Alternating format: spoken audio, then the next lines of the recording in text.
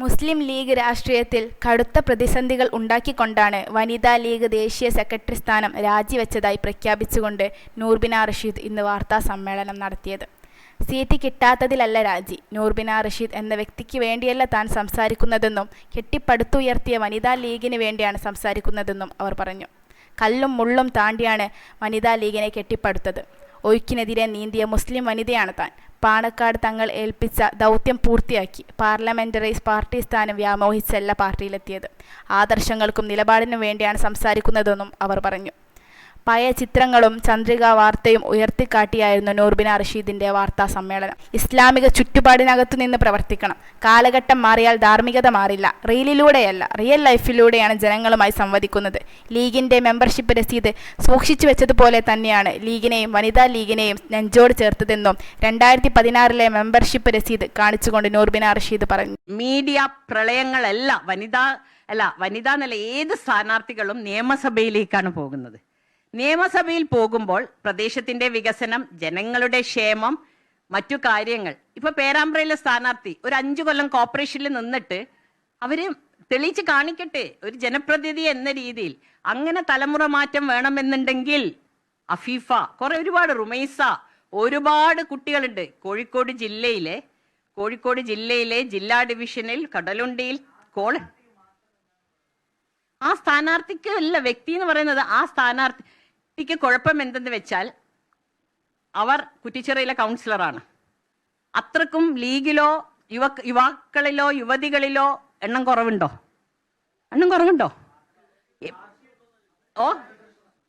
അവർക്കെതിരെ പ്രശ്നത്തിൻ്റെതല്ല പ്രശ്നം. ഏറ്റവും വലിയ പ്രശ്നം എന്ന് പറയുന്നത് അയോഗ്യതയായി കാണുന്നത് എന്താണെന്ന് വെച്ചാൽ ഹരിത എന്ന വിവാദം സൃഷ്ടിച്ചവരാണ്.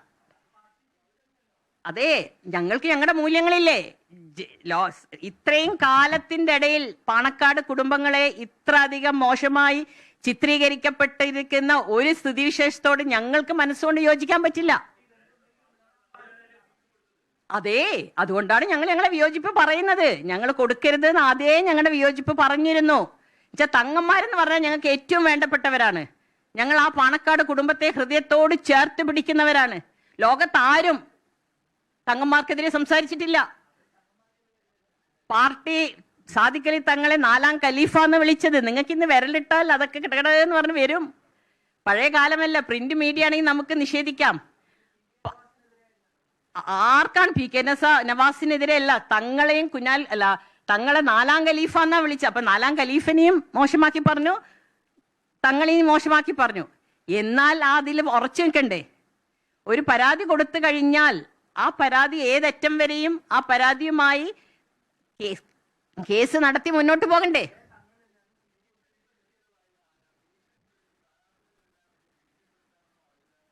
ഭീഷണിപ്പെടുത്താന്നല്ല.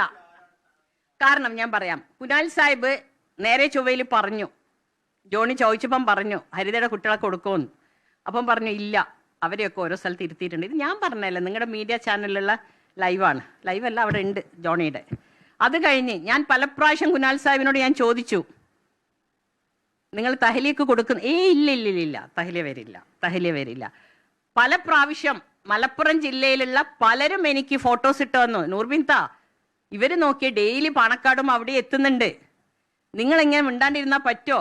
ഞാൻ കുനാൽ സാഹിബിനോട് ചോദിച്ചു, വനിതാ ലീഗ് അവിടെ വന്ന് ഇന്ന് വരെ സ്ഥാനാർത്ഥി നിർണയ വേളയിലോ സ്ഥാനാർത്ഥി നിർണയ ചർച്ചകളിലോ ഒരു വനിതകൾ പോലും പാണക്കാടോ നേതാക്കന്മാരുടെ വീടുകളിലോ പോയി പറയാറില്ല.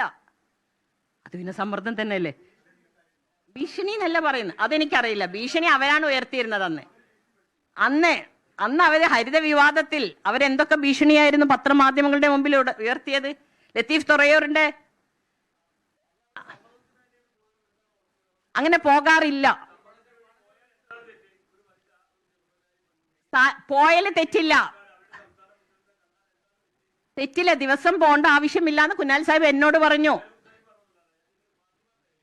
അതെ, തെറ്റില്ല, പോയിക്കോട്ടെ. അതേ, ഇത് നമുക്കും അവസരം തരണം എന്നാ പറയുന്നത്. ഉപയോഗിക്കാന്ന് വെച്ചാൽ ഞാൻ പറയട്ടെ, ഞങ്ങൾ 90കൾ മുതൽ സഞ്ചരിച്ചു കൊണ്ടിരിക്കുന്നവരാണ്.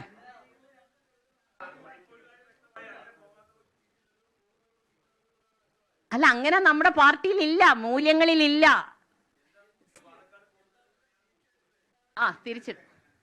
തിരിച്ചെടുത്ത ഞങ്ങൾക്ക് തന്നെ അറിയുന്നില്ല. ഞങ്ങൾ ചോദിച്ചു, അതല്ലേ ഞങ്ങളെ ബോധ്യപ്പെടുത്തണ്ടേ? വേണ്ട, വനിതാ ലീഗിനെ വിളിച്ചുകൊണ്ട് ഇങ്ങനെയുള്ള സ്ഥാനാർത്ഥികളെയാണ് ഞങ്ങൾ നിർത്തുന്നത്.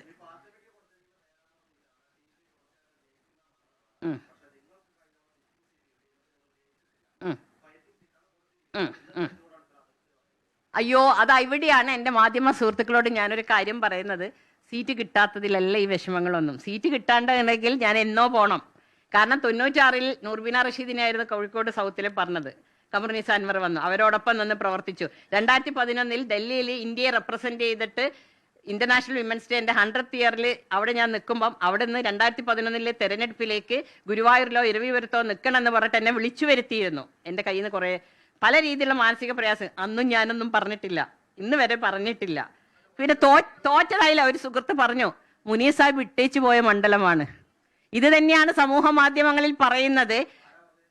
നിങ്ങൾ പറഞ്ഞ അല്ലല്ല, സിറ്റിംഗ് സീറ്റ് എന്ന് പറയുന്നത് രണ്ട് പ്രാവശ്യം ജയിച്ച് അല്ല. സിറ്റിംഗ് സീറ്റ് ആണെങ്കിൽ അദ്ദേഹത്തിന് അവിടെ മത്സരിക്കാം. അദ്ദേഹത്തിന് ആരോഗ്യപരമായ കാര്യങ്ങളുണ്ട്.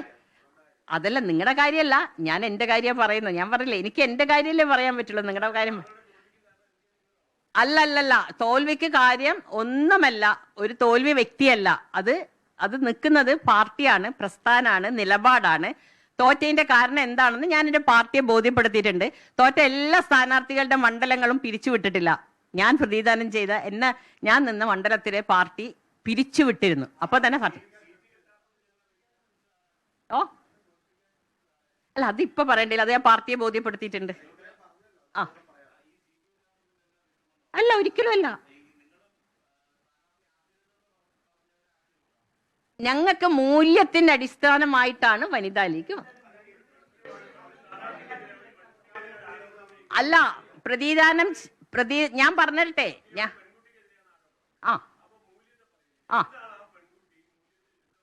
അല്ല, ഞങ്ങൾക്ക് നൽകിയ നിർദ്ദേശങ്ങളുണ്ട്.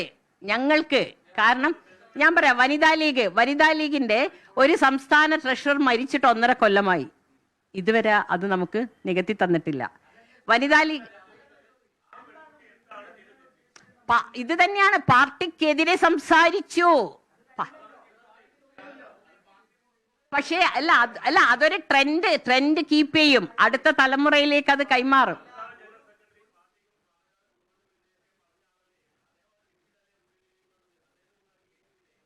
ആരാണ്? അല്ല, PMA സലാമിനെ ഞങ്ങൾ പാർട്ടി എടുത്തോണ്ട് അംഗീകരിക്കുന്നു, ഇപ്പോഴും അംഗീകരിക്കുന്നില്ല എന്ന് പറയാം. ഞങ്ങൾക്ക് മൂല്യാധിഷ്ഠിതമായി ഇല്ലെങ്കിൽ അതിൽ നിന്ന് മാറിക്കാനല്ലേ ഞാൻ വരുന്നത്. അതന്നല്ലേ ഞാൻ പറയുന്നത്.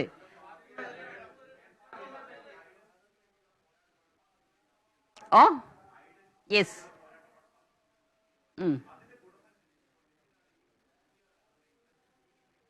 പുതിയ തലമുറയിൽ ഞാൻ പറഞ്ഞില്ലേ, പുതിയ തലമുറ വഴിതെറ്റാൻ പാടില്ല. വേണ്ട, ഞാൻ പറയാം. പണാധിപത്യം ഞാൻ പറയാം. സംസ്ഥാന വനിതാ ലീഗിന്റെ കമ്മിറ്റിയിൽ അതിശക്തമായി ഞാൻ പറഞ്ഞ ഒന്നായിരുന്നു, മുസ്ലിം ലീഗിന്റെ ഞാൻ പറയുന്നല്ലോ, വനിതകൾ ഇടക്കിടക്ക് ഗൾഫിൽ പോകുന്നുണ്ട്. ഏതെങ്കിലും രാഷ്ട്രീയ പാർട്ടിയുടെ വനിതകൾ എന്തിന് ഗൾഫിൽ പോകുന്നു? അവര് പോവാറില്ല. പാർട്ടിക്കൊരു കോഡ് ഓഫ് കോണ്ടാക്ട് ഇല്ല. പാർട്ടി അത് പെരുമാറ്റച്ചട്ടം അല്ല. നമുക്കും കൂടി പറഞ്ഞോട്ടെന്നേ. നിങ്ങളെ പുതിയ തലമുറക്ക് വേറൊരു നിയമം, വനിതകൾക്ക് വേറൊരു നിയമമാക്കി മാറ്റില്ലെന്നേ ഞങ്ങൾ പറയുന്നുള്ളൂ.